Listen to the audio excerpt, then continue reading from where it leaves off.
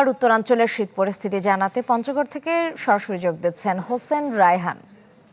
রায়হান, পঞ্চগড়ে তো তুলনামূলক শীত একটু বেশি পড়ে, শীতের প্রভাব বেশি থাকে, সেক্ষেত্রে সেখানকার জনমানুষ আসলে কিভাবে দিন যাপন করছেন? শ্রেয়া, আপনি জানেন যে পুরো ডিসেম্বর মাস জুড়েই পঞ্চগড় জেলায় যে শীতের পরিস্থিতি সেটা কিন্তু একটা বিপর্যস্ত অবস্থা। অর্থাৎ সর্বনিম্ন তাপমাত্রা 8 ডিগ্রি থেকে 13 ডিগ্রির ঘরে উঠানামা করছে।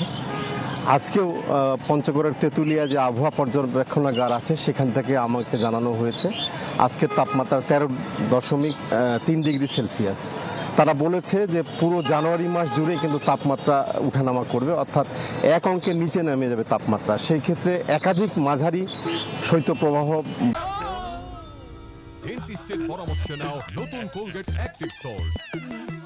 বয়ে যাওয়ার পূর্বাভাস তাদের কাছে রয়েছে। এই শীতের পাশাপাশি অব্যাহতভাবে বইছে হিমালয় থেকে যে ঠান্ডা বাতাস, সেটি ঘন কুয়াশা এবং বৃষ্টির মতো শিশিরকণা কিন্তু পড়ছে।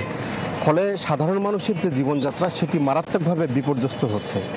আপনি জানেন যে এখানে এই জেলায় উল্লেখযোগ্য কোনো শিল্প কলকারখানা না থাকার কারণে সাধারণ মানুষ, নদীকেন্দ্রিক মানুষ যারা, তারা ভূগর্ভস্থ নুড়ি পাথর এবং নদী থেকে পাথর সংগ্রহ করে, পাশাপাশি চা বাগানে কাজ করে। এইসব মানুষ একেবারে কর্মহীন হয়ে পড়েছে। প্রতিদিন বিভিন্ন জায়গায় তারা শীতবস্ত্রের জন্য ধর্ণা দিচ্ছে।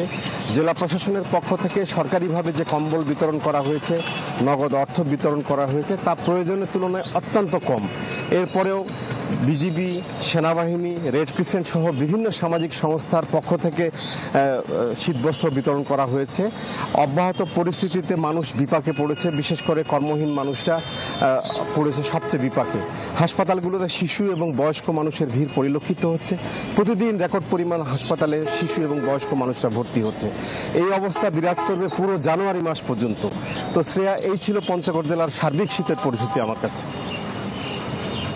ধন্যবাদ রায়হান।